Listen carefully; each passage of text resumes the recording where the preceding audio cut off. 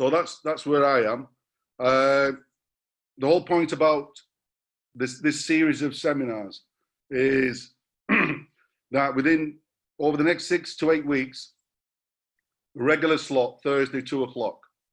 And we're going to be bringing in the best people we can to aid and guide you and equip you with the necessary tools to help you along this journey and to make these challenges that we face that little bit easier and perhaps even more pleasant an experience alongside others. It is definitely not a time to be alone. And as I see, we've got 43 people here. And what I forgot to mention is that this is being recorded. And I hope my speech is going to be edited much later. So I still have another job to come back out to.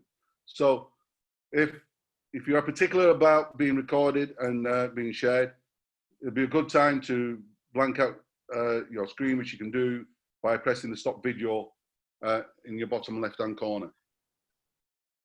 Now, if like me, this journey so far is all it's meant is I've got better at quizzes, baking, my garden's never looked any better.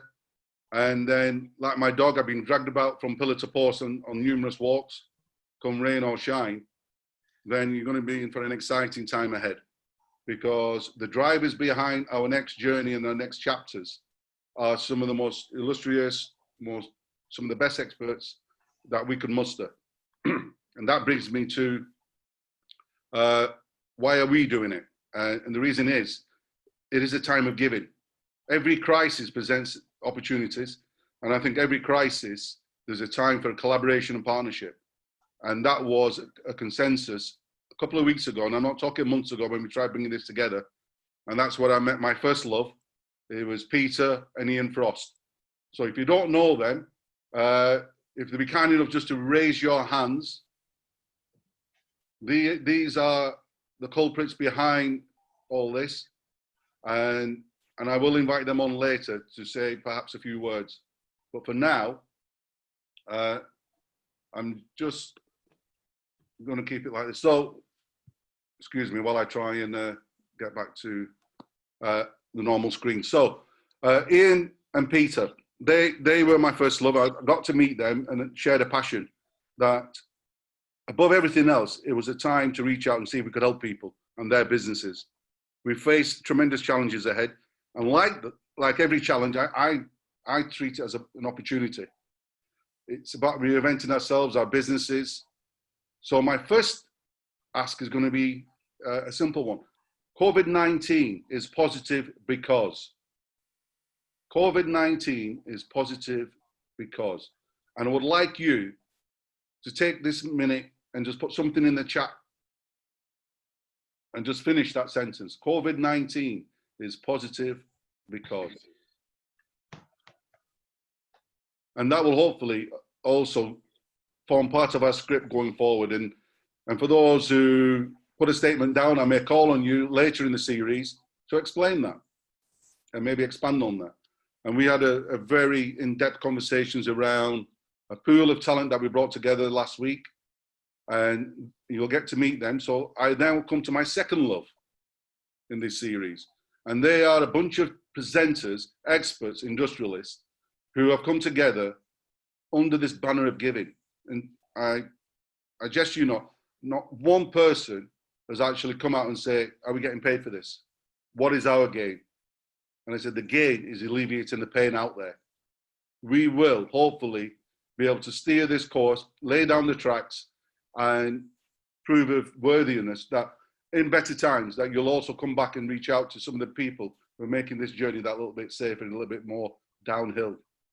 So, ladies and gentlemen, can I ask all the presenters that are here today, who are part of the second series, will you just raise your hands? You can, Will. Yeah. Andy, raise your hand.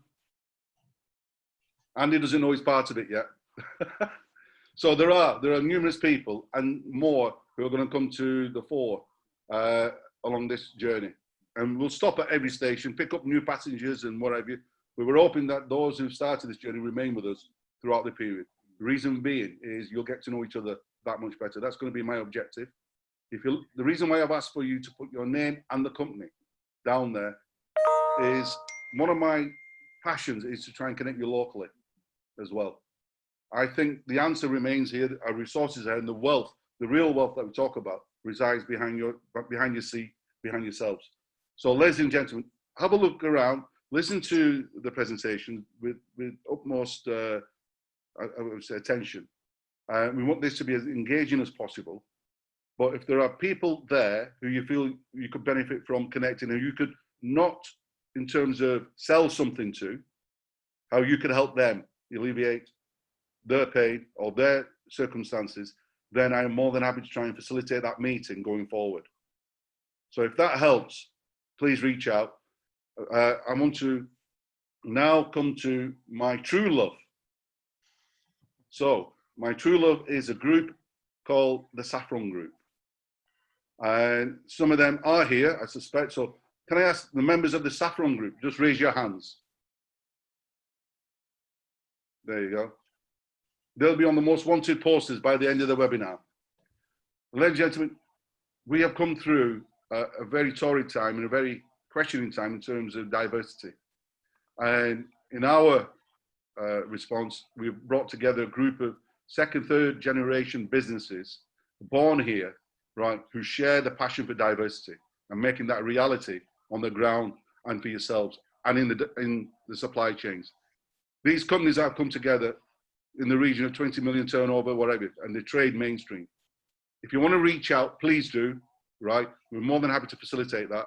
If you want to expand on how this diversity looks and how we can assist in that, then we're more than happy to do that.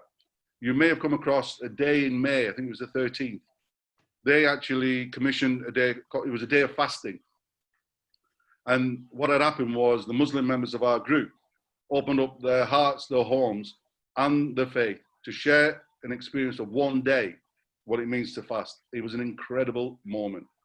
It got worldwide recognition in terms of press and media.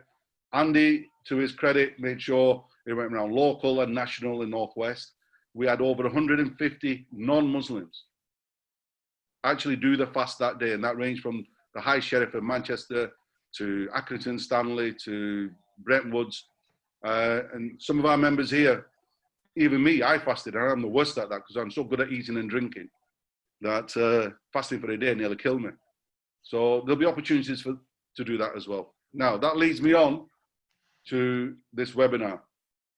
And I've already mentioned we're doing it and why we're doing it, and it's about helping out and reaching out and giving the necessary tools. The first foremost presenter, and I'm so pleased to announce that it is Ian Frost.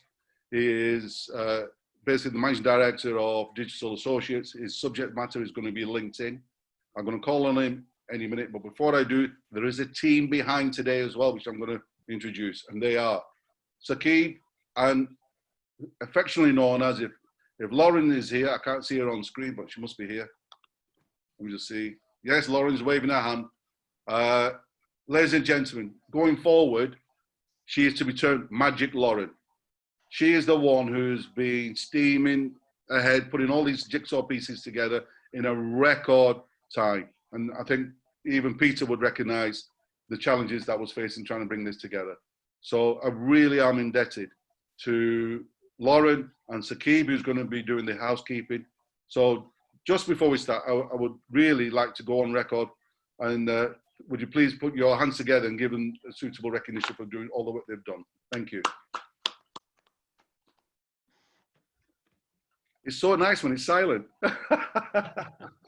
Saqib, you boxed up already. So housekeeping, ladies and gentlemen, I hand you over to Saqib. Thank you everybody for joining us today. So I'm Saqib, and I'll be going over to the general housekeeping. So before the meeting starts, can I remind everybody to turn their phones off, or at least put them on silent while the meeting is being taken place. Can I also remind everybody this presentation is being recorded. So if this is going to be a problem, please can you turn your webcam off now. The meeting is being recorded, and if you would like a copy of this, if you can message me or Lauren directly, we'll be more than happy to share this with you. While this presentation is being taken place, I'm sure you have loads of questions. If you can kindly put your messages in the chat box, and I will I'll give you the opportunity to ask them. Obviously, we are restricted for time, so if there is not enough time towards the end, Ian himself, I will pass the message on to Ian, and he will contact you directly, and he will share the message with you. So that's it for me. Thank you. Back over to Bib. Thank you very much for that. Sakib touched on a particular point, which is the chat room. There may be some polls going along, and please do feel free to be part of that.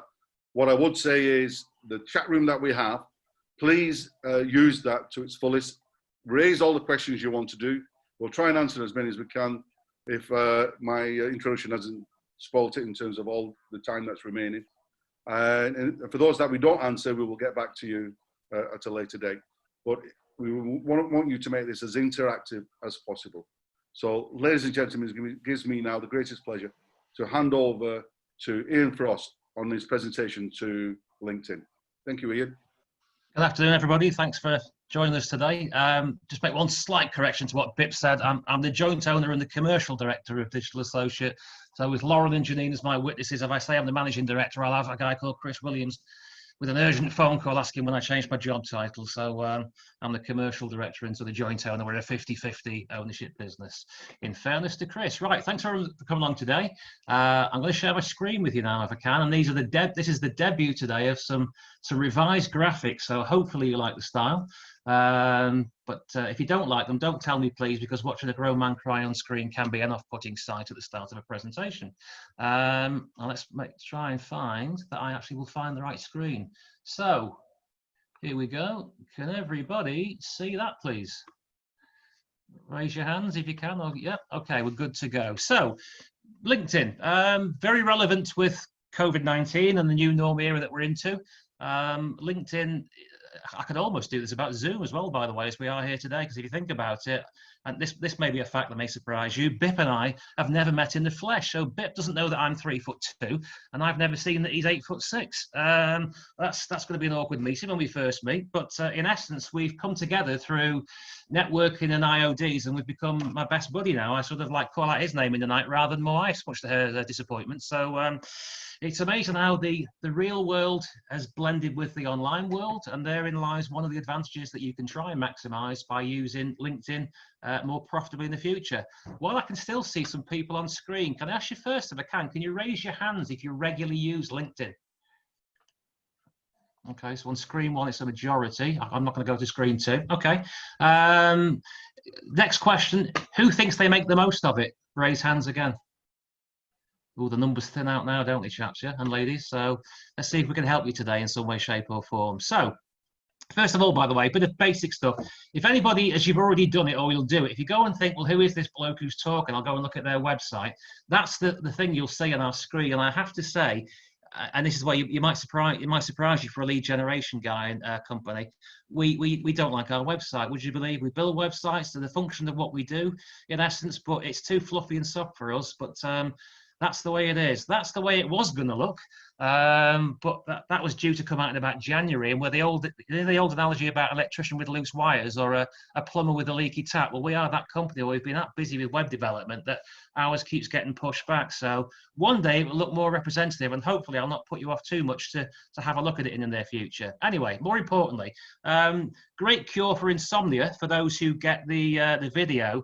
If ever you're finding it hard to go off at sleep at night, have a browse of this. It's probably on a par with Cooking with Water or the Everton Trophy Cabinet sort of listing. Oh, sorry, any blues there? It's basically something where you can have a look at sort of the background to this guy who says, well, who's he to talk about this? Actually, I'm going to go back to that for a reason. One thing I would add is that I'm not a guru in LinkedIn, by the way. What I'm going to share with you today is I've used LinkedIn, as you'll see on the next slide, for about 14 years. And I've used it both for myself to build business, both for my own company, for other people, for customers. So I don't claim to have a magic wand. I don't claim to have a magic formula. All I can say is this is what has worked for me, what has worked for a lot of customers that we run this service for, a lot of seminars and sort of networks that I've attended, listening to people. And I'll touch upon some of the things that Google themselves saying in their future. So that's the background, but I don't claim that I've got every answer. So it's important to state that at this stage. This is a time plan of LinkedIn. It started about 2002, December 2002, and it's grown considerably over the period. I don't know how long you good folk have been using LinkedIn, but I think I came in about 2006, 2007. If I'm truthfully honest with you, everybody, I can't tell when it was. It was somewhere between 2006 and 2008. So I've put it at 2006. As a platform, it's just grown beyond all belief. So again, if you want to watch the video, not quite as good a cure for insomnia at this stage. This is what you can see basically with some of the key milestones in LinkedIn's development. What it really comes down to, though, is why should you use LinkedIn in your strategy, particularly in this post-COVID new norm world? And I'd recommend it for a number of reasons. And I'm not going to, here's the good point, I hope, people. I'm not going to read every slide out as if it was Billy and Johnny's reading book by Ian Blyton. Because I don't know about you guys, but I find death by PowerPoint or the narrator saying, and here is the slide that I made earlier, and I am going to read out every single point by point, isn't really my style of presentation. So I'll hope you good folk will pick up the key points. But if you just look at how many members there are worldwide, I did read something only the other week, but I think it's about 670 now. But the last qualified source we have, which I can say is 100% accurate, is 610 million members, but I think it's nearer to 670 on some recent figures. And if you look down some of the key points here, look at the third point, $75,000 a year. That's what, £50,000 a year approximately in old currency, probably a little bit less the way the pound is. But effectively, we're in a media where the people who are online that you can reach out to, that you can interact with, that you can build your reputation and your profile with, they're normally high earning people, business community, well-educated, literate, people who want to engage with others. So there's no platform like it in the business world to basically engage with other people.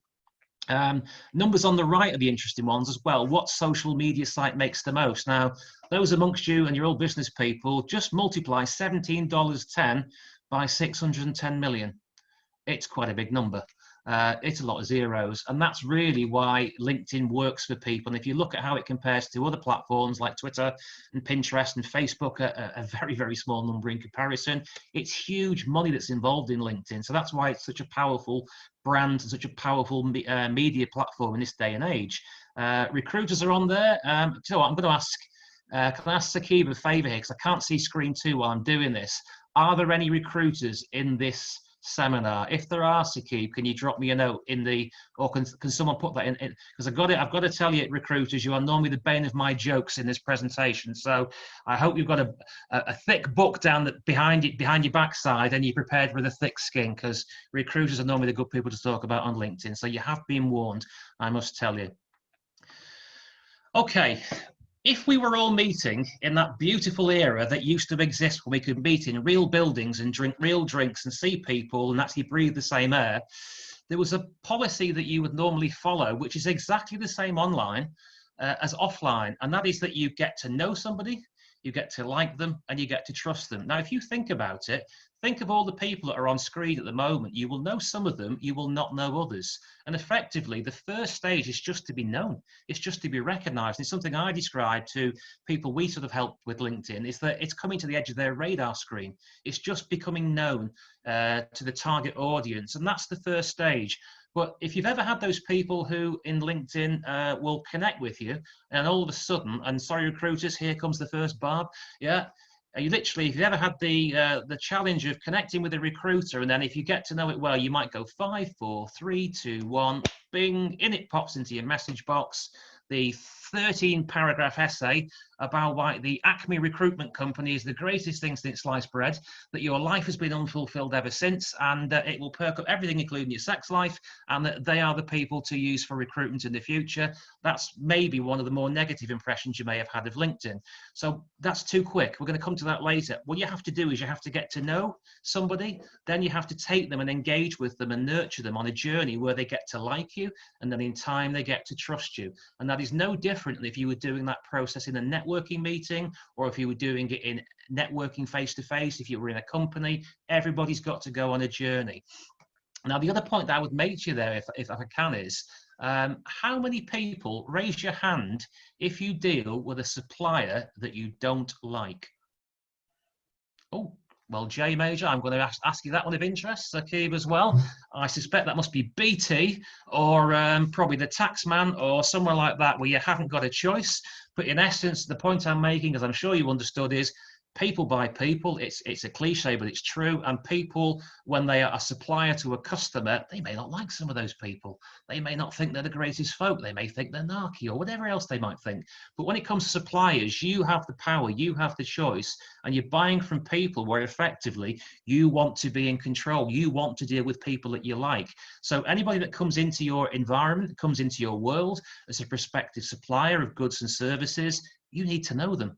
That's the first point. But then you need to get to like them and to trust them. You typically won't do business otherwise. So as the person trying to ingratiate yourself or introduce yourself into your target audience, right, what you need to do is to go on that journey of know, to like, to trust. It's very, very important to follow it in that sequence. What you then need to think about is how to make the most of LinkedIn is, well, what's your goal? I mean, why are you here today? I'm sure you're not here because you thought, do you know what, I've got an hour to kill. I've got that double act I've heard about from Lancashire and Cheshire, the Bip and Ian show. I'll go online and I'll go and see how their repertoire's coming along. Not so well as you've gathered by now, but it'll be great by week 4 when Peter gets to speak. You've come here for a reason. The subject matter's probably interested you and you've thought, I know about LinkedIn, I use it, but I'd like to use it better. So what is your goal? And it's probably to expand your profile to people who you want to be seen by, who you want to influence, people that you want to do business with, people that you want to introduce your company, yourself, your goods and services. And therefore, what you need to be thinking about is how will you reach those people and who in particular will reach that goal with you. And you can use LinkedIn to find them. Now, I'll give you an analogy here if I can. Can you imagine if you're after a number of people, and I'm not sure who can see me on screen, who can see the slide, but for those that can see me, you're on double screens. Imagine I've got a big Gatling gun and I'm just spraying bullets at the world incessantly. I'm just spraying bullets in a big arc again and again. Well, it's very wasteful on bullets. And every now and then a body drops over every sort of 10 days or 10 weeks. But boy, I'm wasting a lot of time and energy and an awful lot of bullets in trying to find the people that I want to hit. Whereas if I'd picked up my long-range shooting rifle and I'd very carefully targeted who I want to do business with, I would spend more time and effort in reaching those 4, 5, 6, 10 people rather than just spraying bullets at the world. And that's the analogy, which is what a lot of people are doing on LinkedIn. They don't have a strategy. They don't have a focus as to who they want to target, who they want to be introduced to, who they want to become a much more prominent and viable supplier of their goods and services, and who they want to influence with their character, their personality, and give that target audience reasons why they are better than their competition. So the first thing you need to do is, and this is, I think, the first thing I would do if any of you take something from this today, and don't just make it a 1-hour fad and leave it at that, which lots of people do, but you can take the horse to water. I can't make you drink, good folk.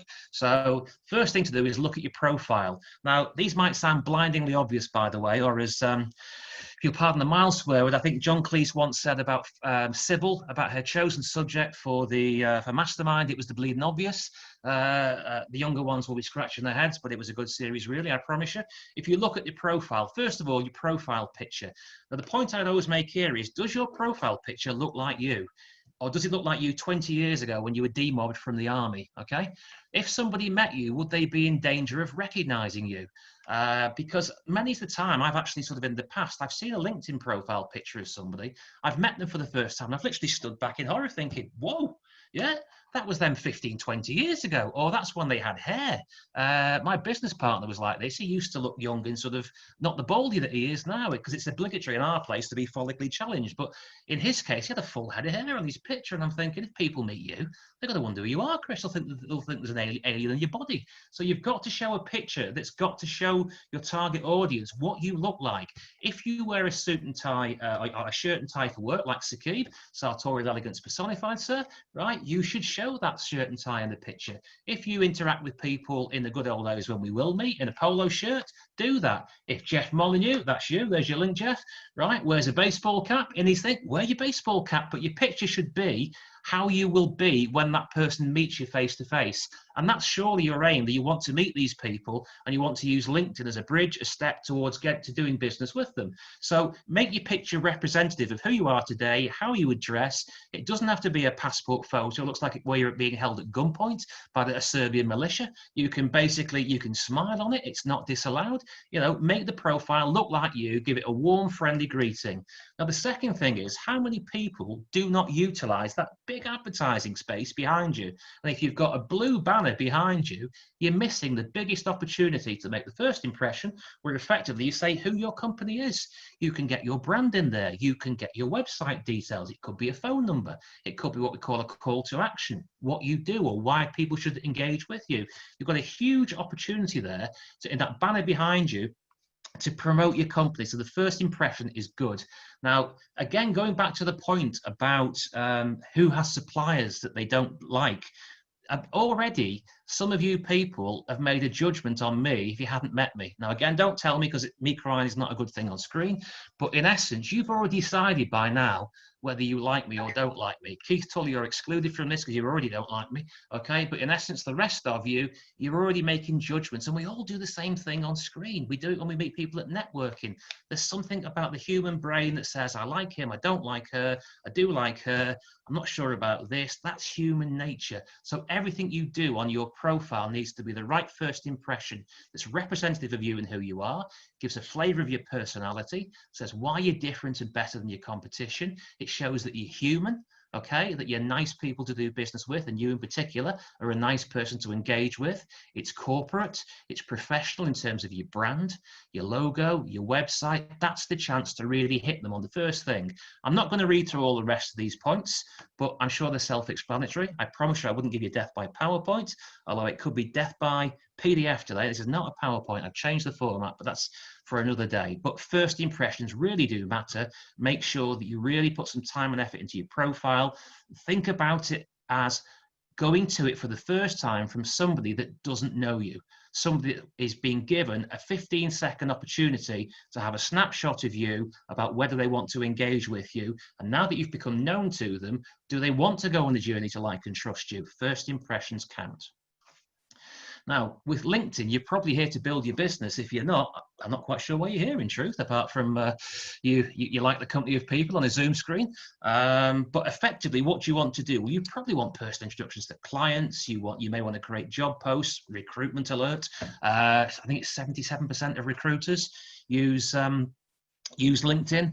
But what you got to think about here as well is, by the way, going back to profiles, is that how many times have you ever seen a profile for an individual and you think, crikey, O'Reilly, it's a CV, you know, and it might say Fred Smith. Fred is a wonderful individual who brings joy to all that meet him, sells like there's no tomorrow, never has a day off. And you think, it's a job advert.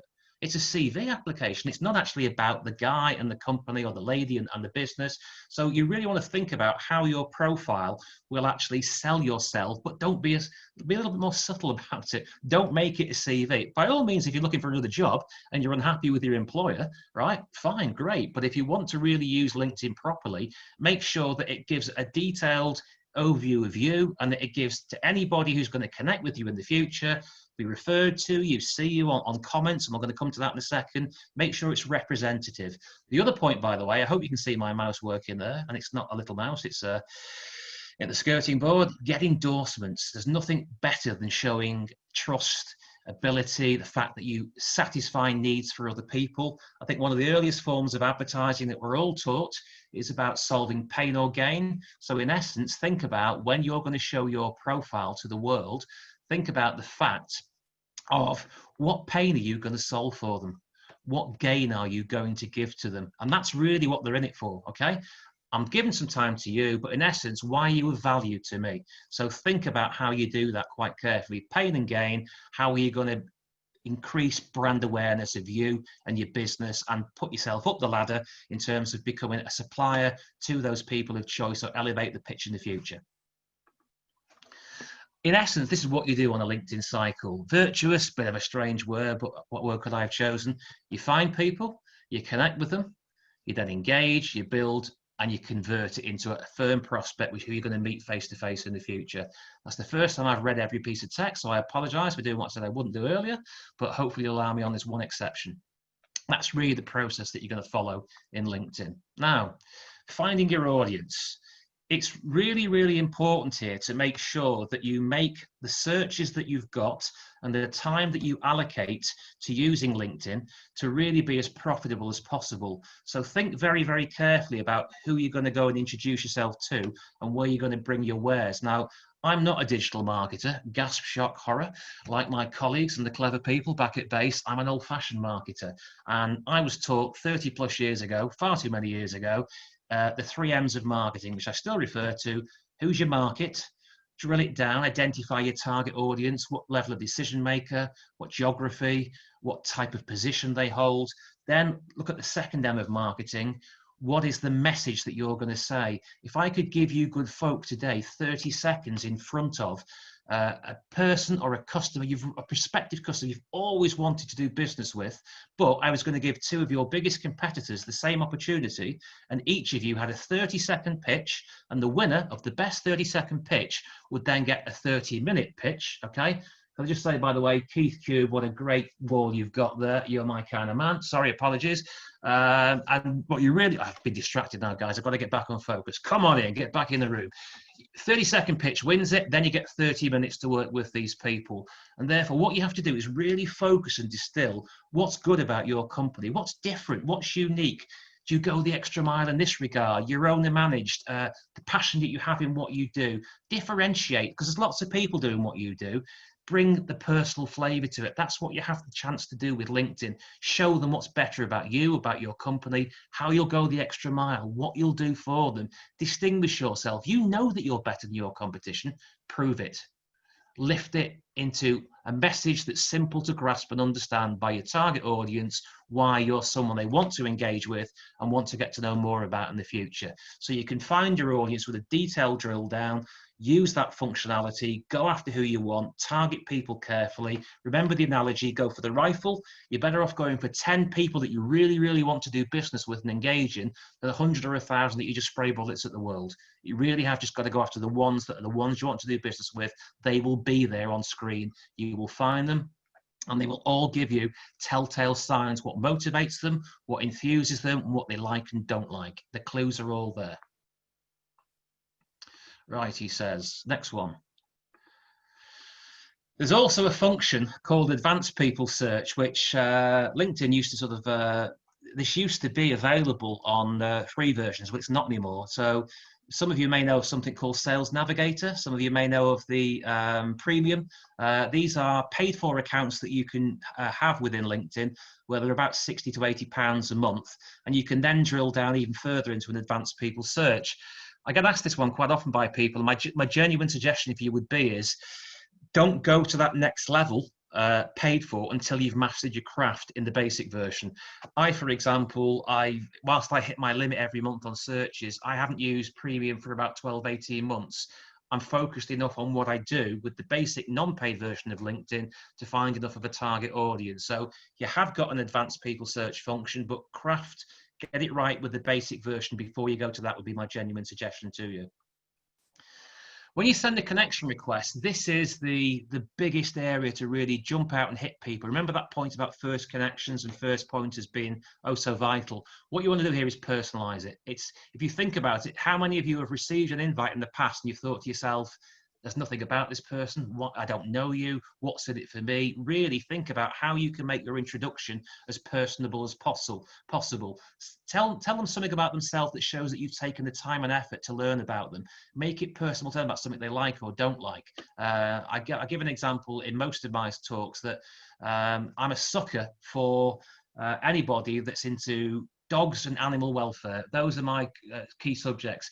I could get the most ardent person of a subject I don't like, but if they drop me a note saying, I've seen your post about your dogs, like you, I'm interested in animal welfare, they're going to get connected. So I'm now expecting a rush of recruiters to come to me who tell me the dog fans, but I've let myself with my own go on that one, haven't I? So think about connection requests. There's a note on screen, as you can see, and I'll pick on the third circle, reference something from their profile. He said, breaking the teeth in for somebody else. If you look at most people's posts and you look at the people that you want to do business with, if they're regular users and engagers on LinkedIn, they will show you something in their profile about what they like, what they don't like, who they engage with. They will give you clues. And if you then, when you introduce yourself to them, say, Dear Fred, I noticed that, like me, you're an advocate of. Dear Bill, I noticed that. Dear Sakib, I found that in a recent visit I came across this. I believe that's an area of interest to you. If you show that you've taken the time and effort and you've got something in common with them, you will get a lot further in your connection requests. Now, we have found that on connection requests that are personalized, because we do this service for other people, posting as them under a very specific parameters, our connection requests can go up from about 25% to 75% plus if we really spend the time and effort making the introduction personalized, specific, and we start to build personality, and we show our human side, and we show what we have in common with the other person. In other words, I want to know you, but I'd like you to like me, but here's the reasons why. So I'm not going to read them all out on there, but remember that you've got all that information to use. You've got 300 characters, and that includes full stops, it includes commas, it includes semicolons. So what I suggest that you perhaps do as well is perhaps have a little series of introductory messages which you can personalize and tailor, but please, for goodness sake, don't do what some people do. And I've had it happen to me. You may have had it happen to you where I get dear first name here, I'd like to connect, or dear X, it really does happen. Suffice to say, they don't get through the connection with me. So personalize it. By all means, use little things to help you, but read your note 2 or 3 times, because once you've clicked send, it's gone. It's into the internet, hyperspace, into LinkedIn. You can't take it back. So again, first impressions count. Now, another one that you could do is you could personalize it to something they've actually said in a recent post. So an example being here, which is based on myself, but quite often if someone says, I'll give you an example today. I could drop a note to one of you guys to say, hi, Katie Toll, jump off your settee because I can see you really, okay? You could basically say, that's Katie, Katie must play poker. She's not responded here at all. She's deadpan. Come on, Katie, give us a wave. Give us a thumbs up. There we go. Good lady. I thought I was going to send an ambulance round, Katie, but now it's okay. Anyway, apologies.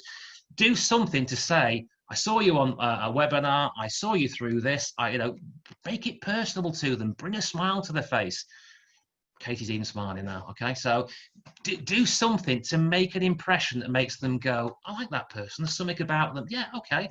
And then they read on your profile with a connection request, they look at the recent activity that you've posted, and then it's personable. They're a real person, not just a name on a screen. So take some time and effort to personalize your connections. You will not regret it if you do that. If you're a recruiter, did we get any? I don't know if Sakib told me. Anyway, recruiters can sort of say, dear Fred, I know you're interested in this job of nuclear physicist. Probably not the right thing for me.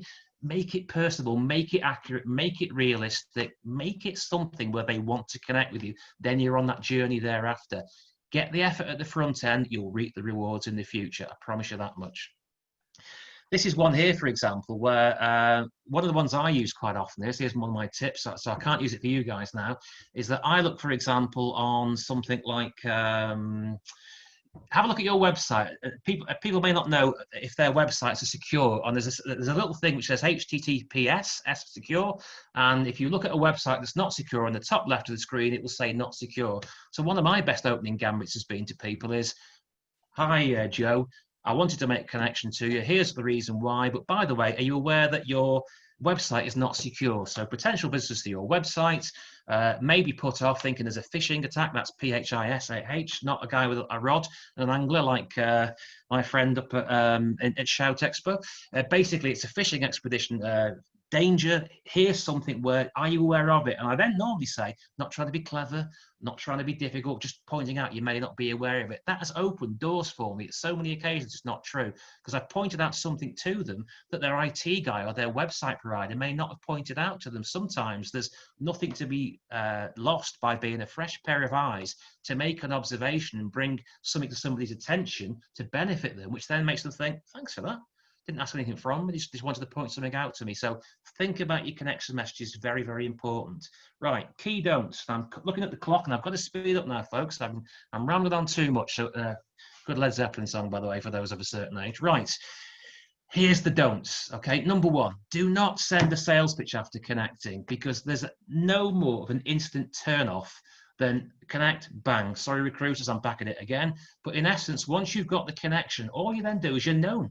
You've then got to go on that journey to like, to trust. So do not send a sales pitch after connecting, okay? Straight away, if you do that, you're dead in most people's eyes. They'll unfollow you, or you're there as a hunter, okay? You've got to think about what's in it for them, how are you going to nurture that and engage in that relationship. And the thing I'd add there as well, by the way, is that LinkedIn, as with websites and as with search engine optimization, content is king. If your content is engaging, if you nurture people, if you send them on a journey which tells them about yourself and how you're going to benefit them, what you've done for other people like you, that's the key. But you don't do a sales pitch straight away.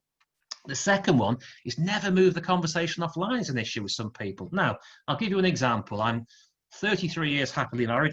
My wife's around the corner, so I better be careful what I say. But I have been, really, I promise you. Okay, you would never go to somebody and say on a first date or on online dating, I've connected, I love you, can you marry me? They'd probably report you to the police or run into the nearest river. So don't jump in straight away. But equally, there will come a stage when you've gone on that journey from no to like to trust, where you will need to move the conversation offline. And that will be the time to pick up the phone and say, I just thought I'd prove I'm not a computer. I thought I've got a real voice. Or you'd actually say, how about meeting up for a coffee in this post-COVID world, albeit socially distanced? Let's get to know each other. So nurture online, but then come offline when you're ready to take it. And if you don't do that and you never take it offline, you'll never ever convert it into a customer. They've got to see you as a real person. And at some stage, they've got to hear your voice. They've got to see you. Get on the Zoom, okay? Do something to show them, to get the breadth of your personality across to them. Very, very important. And then the last one on there, no follow-up after the initial connection. Now, we work with some people where they might have 10,000 connections, 15,000 connections, and they say, and I quote, it never works for me, LinkedIn. I've got 10,000 connections and it's never worked. And I will often say to them, well, and I'll go through the connections with them and I'll say, well, this one here, Fred Smith at the Acme Company, you joined up with him 4 years ago. Have you ever spoke to him? No, he's forgotten about you. He doesn't know you from Adam. So once you've connected, that's all you've done is you've become known. But to carry on being known, you've got to work with them and nurture them by engagement. You've got to provide copy and information and give them snapshots of you, your business, your life, how you help people, the gain that you give. If you don't follow up with them after initial connection, they're no good. They're a name in hyperspace. So you've got to move and actually start to engage your audience. So those are the three things. If you don't do those, don't follow these key don'ts, you'll have a much better chance of converting and nurturing your audience in time. Think about this. What's in it for who? Do you know what most people in business are like? Okay. I'm going to wait for them to draw this one out. Selfish, self-centered, think about themselves. Guilty as charged. Who doesn't go to bed at night worrying about, are they going to pay the bills in the COVID area? Or is Fred productive as he used to be when he's out the office? Same thing applies with most business people. So when you engage with them, when you post content, make sure that you're actually doing something that has benefit to the audience. So what is in it for them? If you want to engage with them, if you want to nurture them as a prospective customer, view the world through their eyes, not your eyes. Provide content, give them information, tell them about things you do for other people that they'll identify with. Tell them things that you'll bring to the party that will make their life easier. Tell them how you'll help them grow their business. Don't just tell them how wonderful you are, or you won, the gold medal for the 25 yards breaststroke when you're at school. They're not bothered. Do something that's personable to them and think about them rather than yourself in how you post your content. If you do that and you show a human side to yourself, that's how you'll go from no to like to trust. This is the one above all else, people. It's a cliche, but it's true. So again, I'm not going to read out all the things on the right-hand side. I'll tell you what, there is actually one exception to this. And Keith Tully, I'm looking at you, yeah? I actually buy people apart from Keith, okay? But despite that, sorry, Keith, I had to say that, and I can see you smiling now, I'm on screen too. No, Keith's a good example. There are people I've met over the past 12 months who've become really good friends, okay? That I can banter with about subjects. If anyone wants a clue of that, by the way, have a look at an engagement between myself and Mr. Tully today, or Jethro, as I've christened him. You need to go on my profile, read the exchange, and you'll find out why. Keith likes living in the past. I'll leave it at that.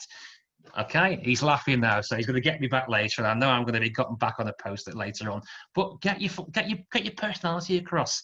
You know, show people who you are. Show the passion for what you do. LinkedIn is the way to do that. Everybody buys somebody else. Nobody likes working in a bubble. People do buy people. I think what's happened in the COVID era or the post-COVID era, we've all valued society more. We've all valued connecting and interacting with people. Get the flavour of that personality across to people. If you show the real you, find the people that want to do business with you, show them why you'll add value to what they do day to day, and how you'll put a smile on their face. They'll like it more, I promise you. Apart from Keith. Humanize and personalize your content. Right, the clock's ticking down. I've got to speed up now. I went to a convention. It sounds like I'm a Mormon here, but I'm not, I promise you. I went to a convention with a number of folk from LinkedIn. Sorry, from LinkedIn. About 18 months ago. It was down at Excel in London, and LinkedIn in Europe is based in Dublin. And when you meet the LinkedIn sort of senior management team, I swear there's a factory in Ireland that makes them. Yeah, they're all about 30, about 6 foot, whether they're male or female, perfect pale skin. They've all got the same mild Dublin accent or whatever, and they're all incredibly engaging. They probably did a degree that morning before breakfast. They're that clever, but they're great people, and they tell you some interesting stuff. And one of the things they told us was that all their research at that time in spring 2019 showed them what people were looking for in LinkedIn posts. And the biggest thing above all was emotion. And then linked to that was people love stories, but they particularly love true stories. So Keith, I'm going to do it again now, okay? If I told you that Man United had won the league this year, I would be telling a big fat porky, okay? I'm sorry, Manchester audiences, okay? If I told you Liverpool had won the championship, right, I'd be telling you the truth. So consequently, true stories are what matter, or old stories if you're Keith and you want 2013 to be resurrected. Sorry, I had to say that again, Keith, okay? But people like stories and they like true stories. So show what you do with people day to day. Show how you interact with people. People will then warm to you. They'll see your personality. And do you know what as well? What all the LinkedIn research shows? They will share your story with somebody else because it's got a human angle. It's got that heart. It's got that thing that struck a chord with them, twanged at the heart, whatever it was. If it's something they like and they smile at and they warm to, they'll share it with other people who will then share it with other people. And that's how things go viral. That's how Twitter or Facebook works. If you do something that's got a nice human interest story, is a good publicity for you and your business, shows what a nice person and company you are, share it with the world. Show how you help company A, but you could help company B or company C. Build creativity on your posts. I think the thing that LinkedIn said was emotions, not metrics. Metrics are secondary in LinkedIn. It's about engaging with people and people liking you and remembering you. So think about that and you'll go a lot further, I promise you. When you create your posts, and this is Lauren's graphic, so magic, you've got your little mention now, okay? These are things here that will show you, tell stories, get your personality involved, use hashtags. One note, by the way, hashtags, maximum of 3 hashtags. Don't use more than 3 hashtags. And when you put your hashtags in, type your subject in, look at what self-populates or what comes up. That means there's already a trend for it. Go with one of those. If you put I love dogs, but cats are awful, and they scratch the door. There's no history for it, no hashtag. If you put LinkedIn marketing, if you put helping business, you'll see the auto suggestions coming up. You've got an audience that's already trending for your hashtag. So pick them, pick ones that are trending already, use 3, okay? Ask questions. Ask things like, here's my view of the world. What do you think? Get the engagement. One of the basic things I'm sure you were all taught in sales training years ago, ask open-ended questions. Who, what, why, where. Ask things that will solicit questions, things that will ask people to engage with you, give their feelings or views about things. Start a dialogue off with people. You're going on that journey from know to like to trust. Engage with them, nurture with them, invest in them. The golden hour, okay? I'm nearly there, guys, I promise you, okay? The golden hour. Very quickly, in the first hour, all the research suggests that the first hour is golden. What do I mean by that? When you post, the more people that like it, the more people that engage with it, the more people that comment on it, it suddenly jumps up LinkedIn's algorithms. If you want to try and beat the system, get together with some friends, and when you post in the first hour, get your friends primed to write a comment as quickly as possible, reply to their comment, there's 2 comments, and then so on. So 5 people, 5 replies, 10 comments. Get as many likes as you can. The more activity that LinkedIn's algorithm picks up in the first hour, the more it will then put your message in front of other people. So if you've got limited posts that you can do, plan them, get your audience working with you, comments, activity, likes, anything which basically flags up to LinkedIn. This has got some traction, do it, but it's an hour. You've got a golden hour to push your cause to the world. Other people are not aware of that one. Groups. You may not realize with groups that if you go in groups, you then get access to a much wider field of people. I'll give you an example. I'm a member of about 39 groups. Those 39 groups are a mixture of local networks for business, specific industries that I worked with in the past, like construction, relevant trade associations. But if you're in a group, once you're in a group, you then open to a wider audience. When I post and then post on, share with my groups, in theory, I reach 1.5 million people. Okay, so groups are very, very powerful. Have a search in groups. So search the subject audience, search the geography, search the industry. Have a look at what groups become available. Join them. You will then see access. You'll have access to people that you don't have access to as an ordinary member until you've joined that group. And when you post in those groups, it's only viewed. The content is only viewed by the group's members. So it opens up a whole host of people that you may not know about already. Leave comments on posts. It's the big one here, by the way. If you want to be seen by people, look at influencers in your market. Look at who has a lot of followers, who has traction. Look at their posts. Post a sensible comment in the actual comments afterwards. Get in there early. And what you'll find is people will then look at your profile. The same profile that you've rebuilt beautifully after today. Okay. So first chance there is jump on a popular influencer's post. Comment sensibly. Wait for the people to look at your profile, look at who's viewed your profile. There's a way to then introduce yourself to a target audience in the future. I'm very conscious, by the way, I'm now rushing against the clock. If anyone wants to follow any of these points up individually, I'm happy to do so at a later time. Do you pay attention to other people's connections? I'm just going to leave that on screen because, again, the clock is beating me, but you'll be aware of the fact that people have got a first connection, a second and a third. You're viewable to a third stage connection. So look at your connections. That's a good source of information. Your connections could be efforent, they could be indexed, they could be referenced to them. You could say to your connection, do you know Fred Smith? Could you introduce me to Fred Smith? I see he's a connection of yours. Look at your, drill down to the second level, third stage connection. That's the audience that you're going to be influenced by or seen by or introduced to through LinkedIn's program. So look closely at your connections, they can bring great value to you. I'm nearly there, but I promise you, okay? I'm going to go back past that one. What not to do. There's an example here where I had, in fact, I just realised I've actually broken GDPR. So I thought I'd not. In essence, I'll tell you the tale. Somebody popped a post into me, told me they were the best thing since sliced bread. I had a quick interaction with them, then followed about 5 emails coming back and forth and 5 LinkedIn messages. At the end, it was a case of, I'm not interested in your service. I don't mind talking to you in the future at some stage with a pint in my hand or at a networking event, but leave it. They kept coming back. They kept coming back. Remember that journey. Know, to like, to trust. Okay? Do it step by step. Rome wasn't built in a day, but it needn't take a decade. Okay? Judge it correctly. Judge people online as you would offline. Nurture them. Don't rush in too quick. Lastly, stick at it. Keep posting, keep connecting, keep following up. Don't make today the first or tomorrow the first day of a 1-week fad or a 2-day fad.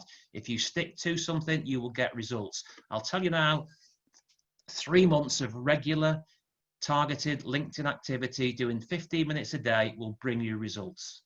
To prove that, we'll do it for you commercially, but there's my only plug of the day. But if you do something with your profile, if you engage with the right audience, if you engage the right content, show your personality, you can see results in 3 months typically. You could be quicker. It's about buying tickets to the lottery. You could put yourself in front of somebody who exactly wants what you provide because you're there at the right time in the right place. And with that, there was mass cheering across the masses, and I'm now down to 3 people I've seen. Not really. Okay, and here's your chance where I go, and any questions?